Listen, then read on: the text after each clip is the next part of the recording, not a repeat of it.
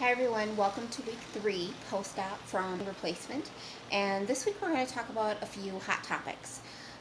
Those are things that I've learned along the way in my journey that I want to share with you as you're preparing for a surgery, or maybe you've got your own, as we talked about before, if you've been going through this therapy rehab for your own joint replacement. But one of the hot topics or tips that I have for you is what my therapist gave me. So if you get a big ceramic cup, or you want to buy the dollar Dixie cups and they're compostable because we're all thinking about the environment, you can fill them with water and then freeze them. If you're using a ceramic cup, just once it's frozen, use a little bit of lukewarm water to release the ice. Otherwise, with a Dixie cup, just tear the cup off and away, and you can actually use that to ice the leg. It gets it really nice and numb. She's done it for me a few times, and I did my own version at home, and it's a lot nicer than sometimes after a really expensive workout, you're really sore, than the ice packs. So the ice packs are good, but if you're having pain and kind of further down the leg, the ice pack's not going to reach there. So that Dixie cup or that cup with the ice is really a nice alternative. If you have used a ceramic cup and say you've used some ice, just get a big plastic baggie, put the ice back in, and put it back in the freezer to refreeze it. So that's tip number 1. Tip number 2, if you are actually going through some of these different exercises and you're like me, you've reached a goal and you're really trying to just maintain and keep increasing that mobility and pushing yourself to the next level, you need to give yourself that word of encouragement to kind of do that last exercise, whether it be the 10th of the repetition, or you want to stretch yourself a little bit and do number 11, which you always should get advice from your therapist and your doctors before you do that. Don't be like me and just do it. And you want to give yourself some self-talk. So let's get back to that positivity, that positive attitude shift that we talked about prior to surgery. It's really important to keep that post-surgery. So I have a little phrase that I tell myself of, well, if you can do this one, you can do one more.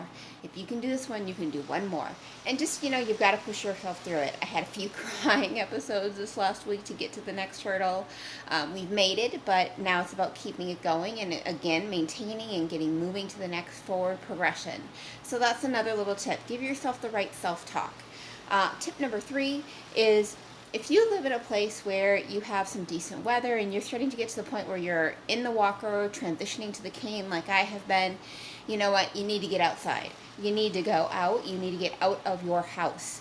That whole sense of mind over matter is really going to really start to push you through week 3, 4, 5, because the exercises, you've got to have a good schedule. You've got to be maintaining that, which is actually tip number 4.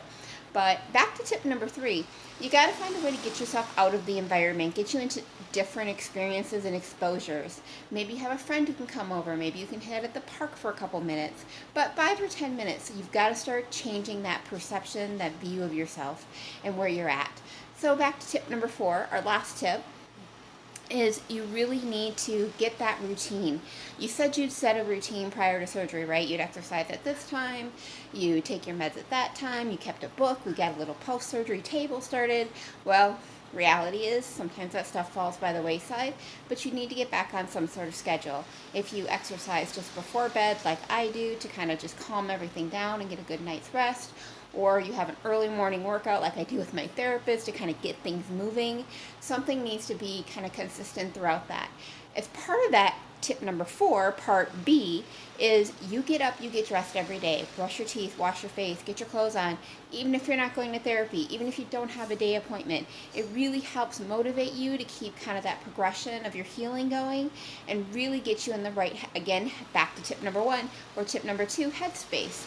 So 4.5 tips today. Ice cup or ceramic cup that can really be localized into those areas that are harder to get to after therapy. Positive self-talk as you're pushing yourself through. Getting up, getting dressed every day to kind of promote that healing and that routine. Part of that routine is you're getting into week 3, getting into that first month. getting out for little jaunts, doing little things, and again, from that routine perspective, get your exercises down. Mornings, nights, but have something consistent that you can really rely on to get you through your full day, because that's your job, that's your priority, and the other things start to fit around it.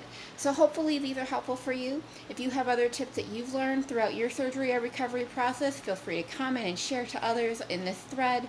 But otherwise, I will talk to you once we hit 1 month.